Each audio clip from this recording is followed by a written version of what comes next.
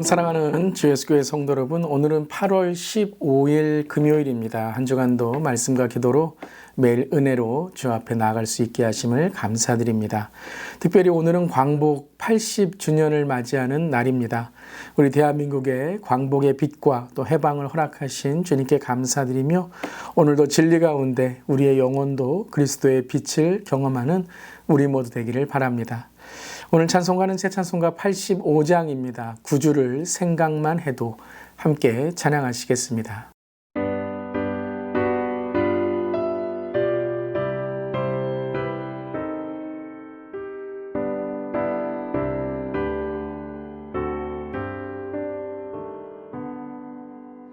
구주를 생각만 해도 이렇게 족하듯 주 얼굴 배울 때야 얼마나 좋으랴. 만민의 구주 귀하신 이름은 천지에 있는 이름 중 비할 데 없도다. 참 회개하는 자에게 소망이 되시고 구하고 찾는 자에게 기쁨이 되신다.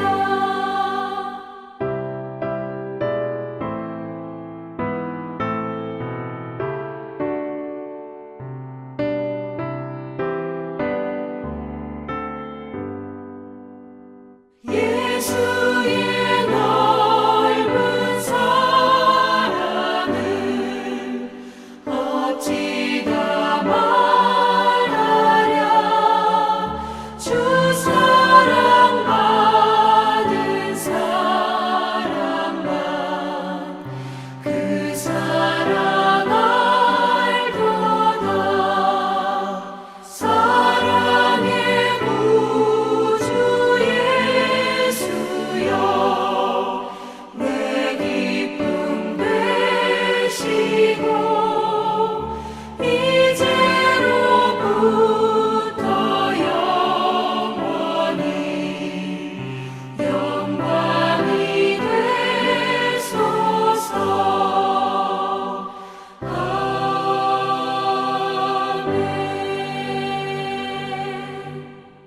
아멘. 오늘도 주님을 더욱더 사랑하고 생각하며 주 앞에 나아가는 우리 모두 되기를 바랍니다. 오늘 말씀은 에스겔 말씀 17장 11절부터 24절까지 말씀입니다. 하나님의 말씀 함께 나눕니다. 여호와의 말씀이 또 내게 임하여 이르시되 너는 반역하는 족속에게 묻기를 너희가 이 비유를 깨닫지 못하겠느냐 하고 그들에게 말하기를 바벨론 왕이 예루살렘에 이르러 왕과 고관을 사로잡아 바벨론 자기에게로 끌어가고 그 왕족 중에서 하나를 택하여 언약을 세우고 그에게 맹세하게 하고 또 그 땅에 능한 자들을 옮겨갔나니 이는 나라를 낮추어 스스로 서지 못하고 그 언약을 지켜야 능히 서게 하려 하였음이거늘 그가 사절을 애굽에 보내 말과 군대를 구함으로 바벨론 왕을 배반하였으니 형통하겠느냐? 이런 일을 행한 자가 피하겠느냐? 언약을 배반하고야 피하겠느냐? 주와의 말씀이니라. 내가 나의 삶을 두고 맹세하오니 바벨론 왕이 그를 왕으로 세웠거늘 그가 맹세를 저버리고 언약을 배반하였은즉 그 왕이 거주하는 곳 바벨론에서 왕과 함께 있다가 죽을 것이라. 대적이 토성을 쌓고 사다리를 세우고 많은 사람을 멸절하려 할 때에 바로가 그 큰 군대와 많은 무리로도 그 전쟁에 그를 도와주지 못하리라. 그가 이미 손을 내밀어 언약하였거늘 맹세를 업신여겨 언약을 배반하고 이 모든 일을 행하였으니 피하지 못하리라. 그러므로 주 여호와의 말씀이니라. 내가 나의 삶을 두고 맹세하오니 그가 내 맹세를 업신여기고 내 언약을 배반하였은즉 내가 그 죄를 그 머리에 돌리되 그 위에 내 그물을 치며 내 올무에 걸리게 하여 끌고 바벨론으로 가서 나를 반역한 그 반역을 거기에서 심판할지며 그 모든 군대에서 도망할 자들은 다 칼에 엎드려질 것이요 그 남은 자는 사방으로 흩어지리니 나 여호와가 이것을 말한 줄을 너희가 알리라. 주 여호와께서 이같이 말씀하시되 내가 백향목 꼭대기에서 높은 가지를 꺾어다가 심으리라. 내가 그 높은 새 가지 끝에서 연한 가지를 꺾어 높고 우뚝 솟은 산에 심되 이스라엘 높은 산에 심으리니 그 가지가 무성하고 열매를 맺어서 아름다운 백향목이 될 것이요 각종 새가 그 아래에 깃들이며 그 가지 그늘에 살리라. 들의 모든 나무가 나 여호와는 높은 나무를 낮추고 낮은 나무를 높이며 푸른 나무를 말리고 마른 나무를 무성하게 하는 줄 알리라. 나 여호와는 말하고 이루느니라 하라. 아멘. 하나님의 말씀입니다. 하나님 말씀에 감사합니다.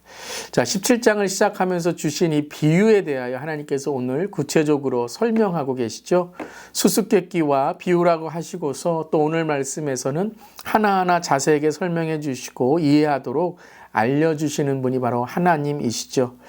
그렇다면 왜 하나님께서 하나님이 택하시고 축복하신 이스라엘 유다를 심판하고 계신 것일까요? 그것을 이제 오늘 어제 말씀에 이어서 설명하고 계시는 거죠.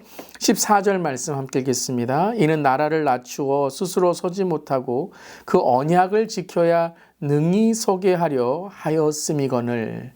자, 스스로 서지 못하게 하여 어떻게 하신다고요? 그 언약을 지키게 하신다. 즉 언약을 의지하게 하신다라는 것이죠.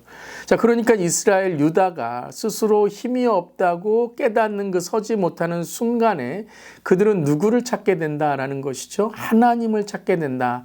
하나님을 의지하고 하나님의 약속을 다시 한번 기억하게 된다라는 것입니다. 그래서 15절에 우리 말씀 계속 읽어보면 이제 그들이 하나님을 의지하는 것처럼 연약해졌지만 의지해야 되는 상황으로 연약해졌지만 15절에 보면은 그들은 오히려 애굽의 사절을 보내고 바벨론 왕을 배반하게 되었습니다. 자, 그들이 스스로 서지 못했는데 바벨론도 아니고 이집트에 의지합니다. 바벨론에 대항하게 된 것이죠. 자, 하나님도 아니고 바벨론도 아니고 그때에 정말 꺼져가는 촛불 같은 애굽을 의지하는 그러한 모습을 갖게 된 것이죠. 왜 이렇게 어리석게 되었을까요? 지금 바벨론 강대국의 왕까지 끌려간 상황에서 그들은 하나님이 아니라 바벨론도 아니라 오히려 이빨 빠진 사자 같은 애굽을 의지하고 있는 것입니다. 참 이처럼 사람은요 어리석은 존재입니다. 이렇게 여러분 일이 터지면 정신없이 힘이 빠지고 사리 판단이 흐려지고 그 정확한 판단을 하지 못하는 모습을 우리는 오늘 보게 되는 것이죠. 자, 그렇다면 왜 시드기야 왕은 바벨론이 아닌 애굽을 의지하게 된 것일까요? 여러분, 애굽은 어떤 나라입니까? 이스라엘에게요 400년 이상을 노예로 삼았던 나라이고 그들은 여전히 예전을 생각하며 애굽이 강대국이다라고 생각했던 거죠. 즉 과거에 묶여있는 모습인 것입니다. 애굽의 속박에서 여전히 이스라엘의 마음 깊은 곳에는 애굽이 가장 힘센 나라처럼 과거에 빠져 있었던 것이죠. 여러분, 어떤 사람은 항상 트라우마에 묶여서 늘 두려움에 있는 사람들이 있습니다. 어떤 사람은 가정의 과거사에 묶여서 항상 그 가정은 어떠한 하나님께 주신 은혜를 자꾸 묶어버리고 그 은혜를 받지 못하는 경우가 있어요. 어떤 가정은 가난함이라는 사슬에 묶여 있는데요. 그것을 어떤 하나님에 대한 희망과 신앙이 아니라 항상 돈에 끌려다닙니다. 가난에 벗어나야 한다는 강박관념에 살게 되니까 돈에 해방되지 않는 것이죠. 역사적으로도 과거에 묶여있는 모습을 볼 때 오늘에 있는 모습이 자꾸 과거에 끌려가는 모습이 있게 되는 것이죠. 오늘 광복절을 맞습니다. 역사만이 아니라 우리 영적 광복, 그리스도의 빛으로 우리 안에 있는 묶임과 과거의 어둠이 사라질 수 있기를 바랍니다. 또한 그런 공의롭지 못하고 정의롭지 못한 모습들 하나님께서 심판하심으로 하나님의 무서움, 두려움, 경외심을 깨달을 수 있기를 바랍니다. 자, 그렇다면 이제 하나님과 이스라엘 유다의 관계가 어떻게 회복될 수 있는지 하나님은 어떻게 말씀하십니까? 19절부터 21절까지의 말씀입니다. 그러므로 주 여호와의 말씀이니라 내가 나의 삶을 두고 맹세하노니 그가 내 맹세를 업신여기고 내 언약을 배반하였은즉 내가 그 죄를 그 머리에 돌리되. 자, 맹세를 업신여기고 언약을 배반하였다라고 말씀하십니다. 자, 앞에 14절에 어떻게 하나님께서 말씀하셨죠? 그들이 스스로 서지 못하게 하여 하나님의 언약을 기억해 하시기 위함이셨다라고 하였죠.